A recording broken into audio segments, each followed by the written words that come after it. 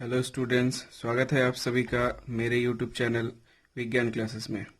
आज हम लोग बात करने जा रहे हैं विद्युत धारा और रासायनिक प्रतिक्रियाएं यानी इलेक्ट्रिसिटी एंड केमिकल रिएक्शन के बारे में। तो चलिए शुरू करते हैं आज का क्लास।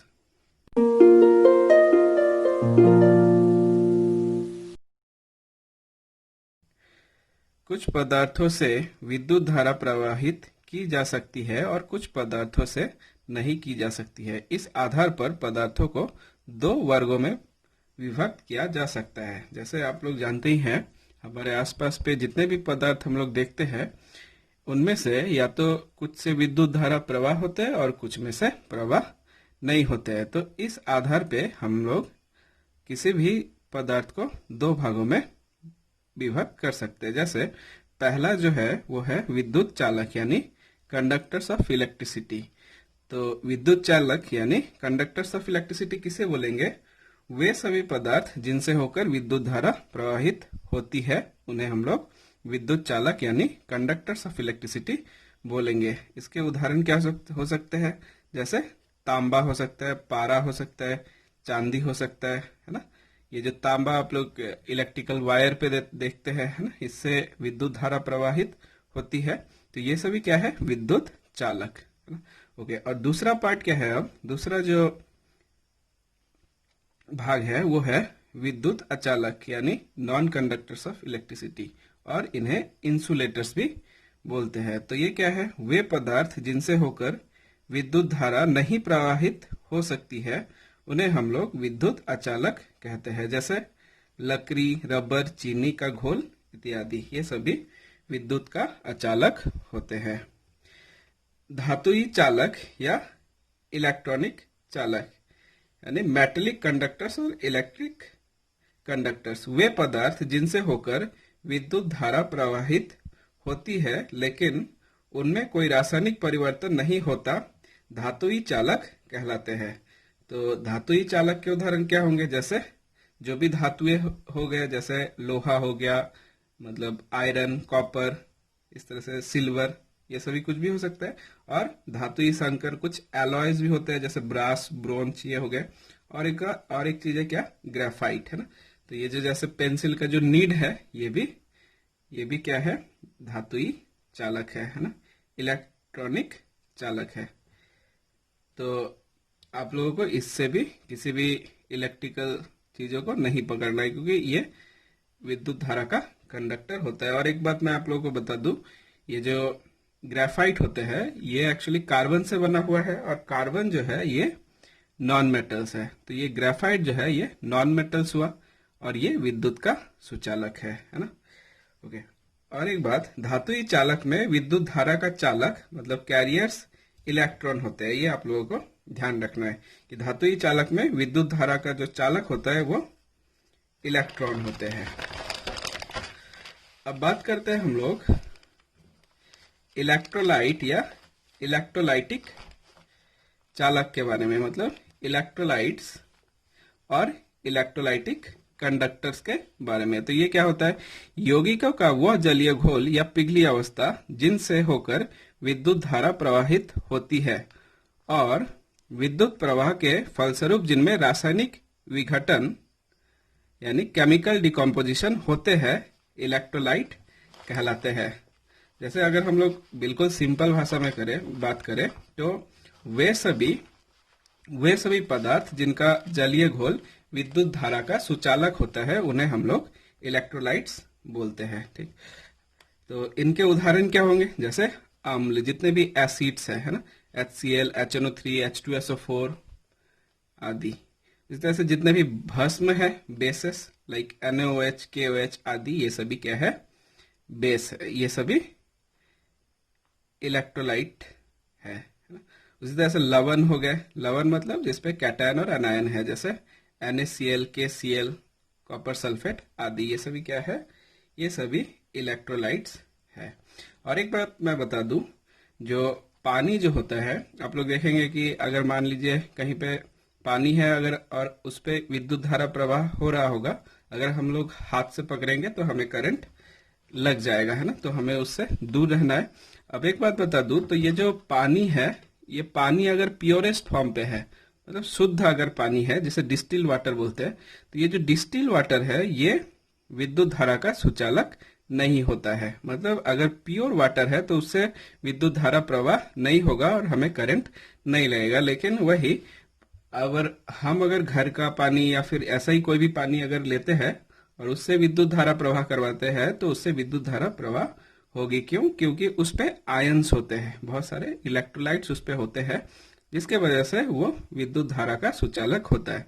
तो इससे क्या निष्कर्ष निकलता है? जो शुद्ध पानी है वो विद्युत धारा का कुचालक है, लेकिन जो अशुद्ध पानी है, जो हम लोग नॉर्मल पानी घर पे यूज करते हैं, ये सभी विद्युत धारा का सुचालक होता है, क्योंकि इस पे आयंस होते हैं। तो इलेक्ट्रोलाइट में विद्युत धारा का चालक कैरियर्स जो होते हैं वो आयंस होते हैं। जैसे जो मेटेलिक कंडक्टर्स है उनमें क्या होते हैं? उनपे इलेक्ट्रॉन्स होते हैं, और इनमें जो कैरियर्स होते हैं इलेक्ट्रोलाइट्स में वे आयंस होते हैं। अब ये जो इलेक्ट्रोलाइट्स है, इलेक्ट्रोलाइट को दो भागों में हम लोग बांट सकते हैं। एक है प्रबल इलेक्ट्रोलाइट्स और दूसरा है दुर्बल इलेक्ट्रोलाइट्स। प्रबल इलेक्ट्रोलाइट्स यानी स्ट्रॉन्ग इलेक्ट्रोलाइट्स। तो ये प्रबल इलेक्ट्रोलाइट्स, स्ट्रॉन्ग इलेक्ट्रोलाइट्स क्या होते हैं? वे इलेक्ट्रोलाइट जिनका तनु घोल, मतलब डाइल्यूट सॉल्यूशन, जिनका इलेक्ट्रोलाइज्ड होकर अधिक आयन उत्पन्न करते हैं, प्रबल इलेक्ट्रोलाइट कहलाते हैं। मतलब वे सभी जो ज्यादा आयन प्रोड्यूस करेंगे। ये बहुत ही इस तरह से हम लोग समझ सकते हैं। मान लीजिए कोई इलेक्ट्रोलाइट लेते हैं, हम लोग सपोज 100 HCl लेते हैं। 100 HCl लेते हैं, इसे अगर हम लोग पानी में डालेंगे तो ये क्या करेगा? 100 H प्लस और 100 Cl माइनस प्रोड्यूस करेगा। या हो सकता है मे बी ये हो सकता है 99 H प्लस दे और 99 Cl माइनस दे, प्लस एक HCl मान लीजिए अनडिसोसिएटेड रहेगा। तो इस तरह के इलेक्ट्रोलाइट्स जो अधिक आयन देते हैं, जैसे हम लोग टोटल लिए थे 100 HCl और इनमें हमें 99 H प्लस और 99 Cl, या फिर टोटल 100 H प्लस और 100 Cl माइनस मिले हैं। तो इस तरह के इलेक्ट्रोलाइट्स को हम लोग स्ट्रॉन्ग इलेक्ट्रोलाइट्स बोलेंगे। ठीक, अब बात करते हैं हम लोग दुर्बल इलेक्ट्रोलाइट्स यानी वीक इलेक्ट्रोलाइट्स के बारे में। तो वीक इलेक्ट्रोलाइट्स क्या होंगे? वे इलेक्ट्रोलाइट जिनका तनु घोल आंशिक रूप में इलेक्ट्रोलाइज्ड होकर कम आयन उत्पन्न करते हैं, दुर्बल इलेक्ट्रोलाइट्स कहलाते हैं। मतलब जो पूरी तरह से डिसोसिएट नहीं होते। जैसे अगर हम लोग मान लीजिए 100 एसिटिक एसिड ले लेते हैं, CH3COOH, तो देखा जाता है सपोज कि मान लीजिए 50 CH3COO नेगेटिव प्लस 50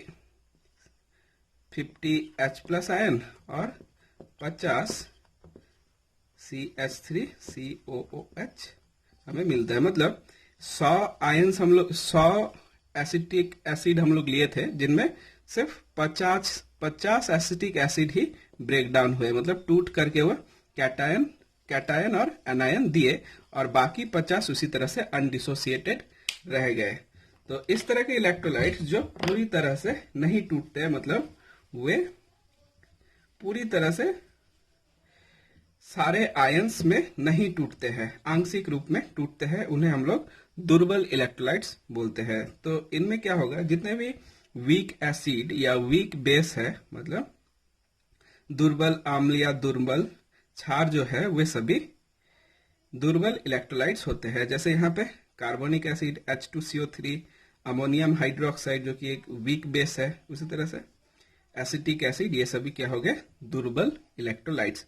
ये पूरी तरह से नहीं टूटते हैं। अब बात करते हैं हम लोग विद्युत अविच्छेद यानी नॉन इलेक्ट्रोलाइट्स के बारे में।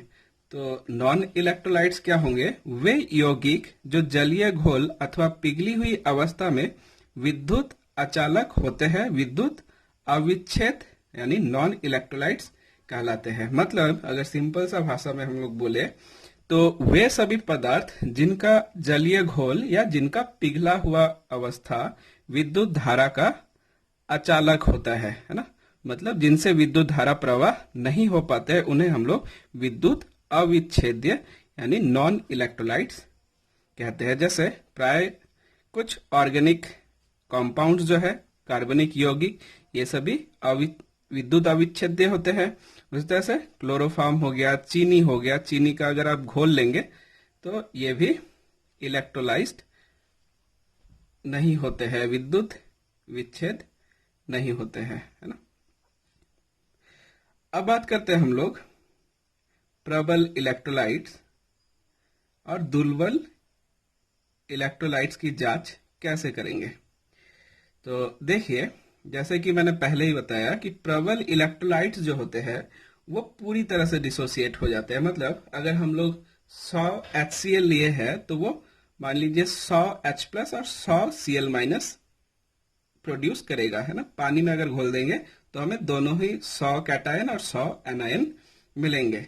लेकिन अगर हम लोग एक दुर्बल इलेक्ट्रोलाइट लेते हैं, जैसे हम लोग सपोज एसिटिक एसिड ले लेते हैं CH3COOH, तो इस केस में क्या होगा, ये सारे अगर 100 हम लोग एसिटिक एसिड लेते हैं तो वह 100 कैटायन और 100 एनायन नहीं देंगे। हो सकता है कि 50 कैटायन 50 एनायन दे और 50 अनडिसोसिएट रह जाए, मतलब वो बिना टूटे वैसे ही रह जाएगा।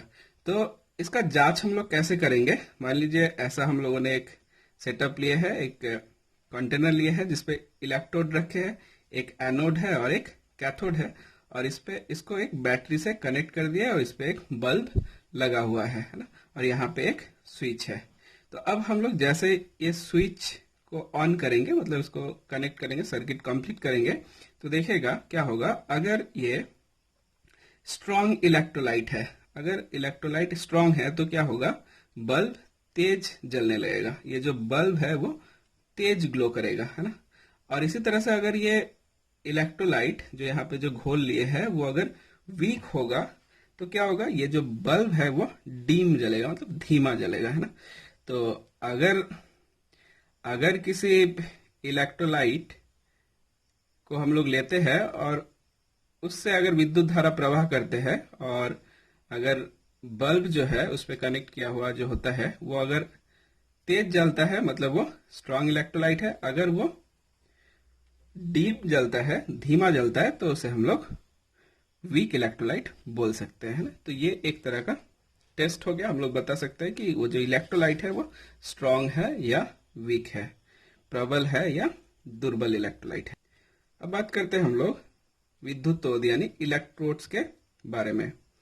धातु अथवा कार्बन के वे क्षय रूप साधन जिनसे होकर विद्युत धारा किसी विद्युत विच्छेद में प्रवेश करती है अथवा विद्युत विच्छेद से बाहर निकलती है, विद्युतोद यानी इलेक्ट्रोड्स कहलाते हैं। ये दो प्रकार के होते हैं, एक होते हैं धनोड यानी एनोड और एक होता है ऋणोद जिसे कैथोड भी हम लोग बोलते हैं। तो ये देखिए, ये सिंपल सा बात है, कुछ नहीं है।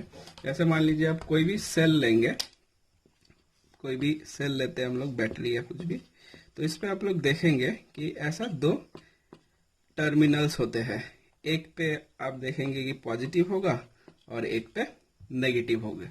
तो यही जो टर्मिनल्स है, द पॉजिटिव और negative terminals of a cell are called electrodes, है ना।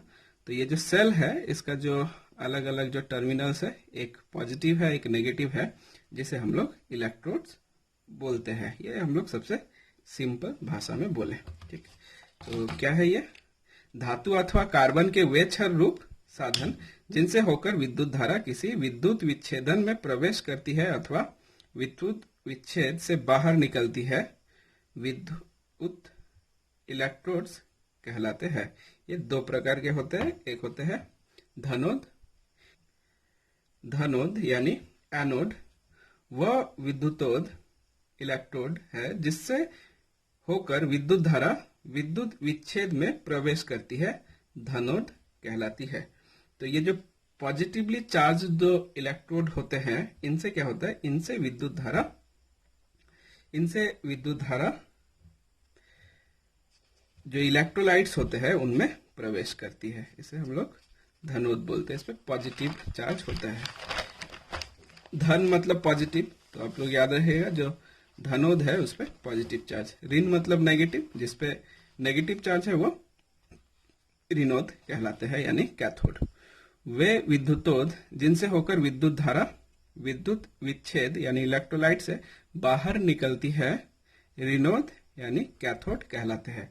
तो जिससे एंट्री लेते हैं उसको हम लोग धनोद बोलेंगे, और जिससे एग्जिट होते हैं मतलब बाहर निकलते हैं जिससे विद्युत धारा उसको ऋणोद बोलते हैं। या फिर आप इसको ऐसे भी बोल सकते हैं, वो इलेक्ट्रोड जिन पे धनायन होता है उसे धनोद बोलते हैं, वे इलेक्ट्रोड जिन पे ऋणायन होता है उसे हम लोग ऋणोद बोलेंगे। अब बात करते हैं हम लोग आयंस के बारे में। तो ये आयंस क्या होता है? परमाणु तथा परमाणुओं का वह समूह जो आवेश युक्त यानी इलेक्ट्रिकली चार्ज होता है आयन कहलाते हैं। सिंपल सा, जिन पे या तो पॉजिटिव या तो नेगेटिव चार्ज होता है, ऐसा कोई भी परमाणु या यौगिक, उन्हें हम लोग आयन बोलते हैं। जैसे Cu2 positive, sodium positive, sulphate ion, SO4 minus, इस तरह कुछ भी लिख सकते हैं। Cl माइनस लिख सकते हैं, जैसे मान लीजिए Cl minus, I minus, Fe2 positive, copper 2 positive, इस तरह का, निकेल 2 पॉजिटिव। ऐसा कोई भी जो चार्ज है, जिन पे कोई आवेश है, तो उसे हम लोग आयन बोलते हैं। अब ये जो आयन जो होते हैं, अब जानते ही है कि इस पे दो तरह के चार्ज हो सकते हैं। एक पे पॉजिटिव माने प्लस चार्ज हो सकता है, या फिर नेगेटिव यानी ऋण आयन हो सकते हैं। मतलब पॉजिटिव, तो वे सभी आयन जिसके ऊपर प्लस साइन होगा, है ना, वे सभी आयन जिसके ऊपर प्लस साइन यानी पॉजिटिव साइन होंगे उन्हें धनायन यानी कैटायंस बोलते हैं। जैसे वे आयंस जो धनात्मक विद्युत युक्त होते हैं उन्हें हम लोग धनायन बोलते हैं। जैसे कॉपर 2 पॉजिटिव, सोडियम पॉजिटिव, ये सभी धनायन हुए। जैसे ऋणायन यानी जिनके ऊपर ऋण यानी माइनस साइन होगा, नेगेटिव साइन होगा, उसे हम लोग एनायंस बोलेंगे। तो वे आयंस जो ऋणात्मक विद्युत युक्त होते हैं उन्हें हम लोग ऋणायन बोलते हैं। जैसे Cl माइनस, SO4 माइनस, ये सारे एग्जाम्पल्स होंगे। तो आज का वीडियो हम लोग यहीं पे समाप्त करते हैं।